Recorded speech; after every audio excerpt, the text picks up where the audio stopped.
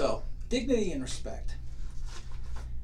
One of the things I mentioned in an earlier talk was about this idea of God remembering his people, remembering his covenant, remembering his promises.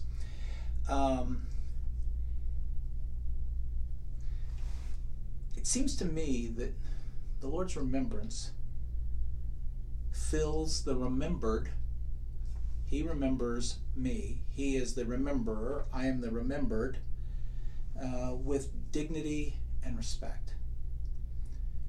How, if God remembers me, can I regard myself as unimportant?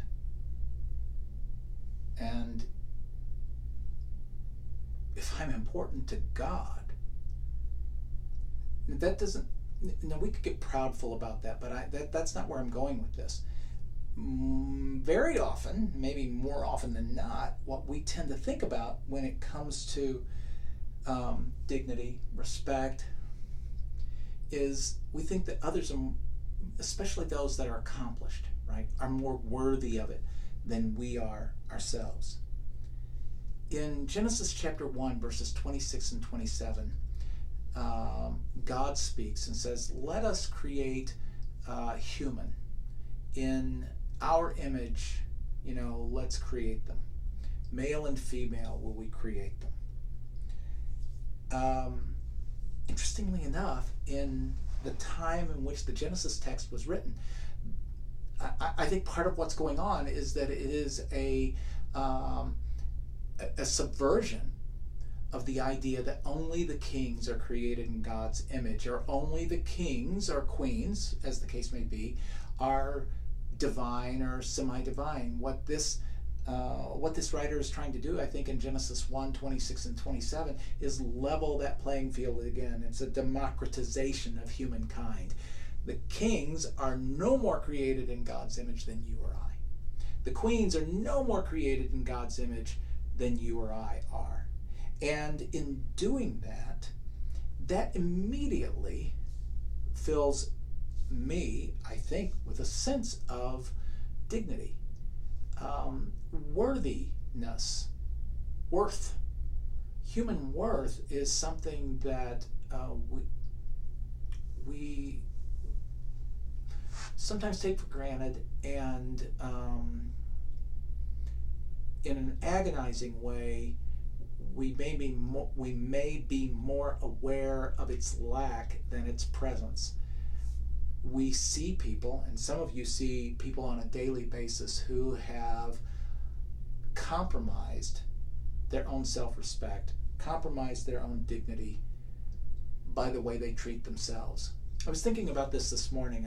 I was talking to my wife about weight loss. And I've struggled with my weight all of my life. I have clothes in various sizes, and I'm on the way down now, and I feel kind of good about that, but I'll go up again. So probably shouldn't throw away my fat clothes. But in any event, and I said, I referred to my body just that way. I said my body, as if my body is something different or distinct from who I am. And man, it hit me once again. Who I am as a person is holistic, right? So my body doesn't look like I want it to, but I don't have more dignity. I'm not more deserving of respect if I wear a size 34-inch waist as opposed to the 38-inch waist I wear right now. I may not be happy with the size of my body, and forgive me if this is too personal, or if it doesn't resonate with you. I apologize, but I think about the way in which we think about the image of God, and sometimes because we only look on the outer, whether it's for ourselves in the mirror or to somebody else, we think about the image of God related to what someone does or doesn't do, the way they take care of themselves or the way they don't, and that somehow dignity and respect is reserved for those who earn my ascribing dignity to them because of the the things that I can see on the outside. The image of God is not always something we can see. And certainly some people seem to be more together. But even for those who are not together, the image of God is still there.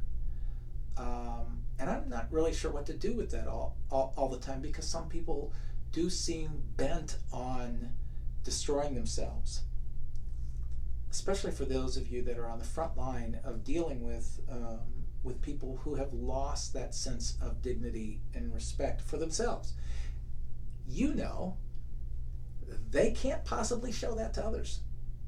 My wife, as an RN, she's told me all kinds of stories, not giving me names, of course, because that would be a problem, but she's told me some stories about, especially when she spent time working in the emergency room, where she had patients that seemed to have lost all sense of self-worth and self-dignity, and it was impossible then for them to deal with others with kindness, with mercy, with compassion, because they didn't feel like, I guess, this is me interpreting, not her, that they were worthy of it anyway. By remembering God endows me with worth. If we look at verse 54 of the Magnificat, I made reference to it in another talk. He has helped his servant Israel in remembrance of his mercy.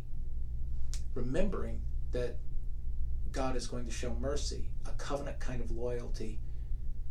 He remembers me. When someone remembers me, they remember my birthday, or they remember my name when we only met for 10 seconds in passing, man, that does something to me. When you remember a patient's name, that does something. They may not show it all the time, but it does something. And it does something in you. Because as you treat the other, so do you treat yourself. You can't show dignity to somebody else without having a little bit of it rub off on you yourself. So I think this idea of remembrance is rife with dignity and respect kind of ideas. Remember the other. Remember the poor. Remember those who are suffering. It brings dignity and respect to us while we give it away in bushels full. It's good for us, and another maybe intersection of spirituality and ethics together. So let's come back in a moment and talk about nursing and servanthood or servant leadership.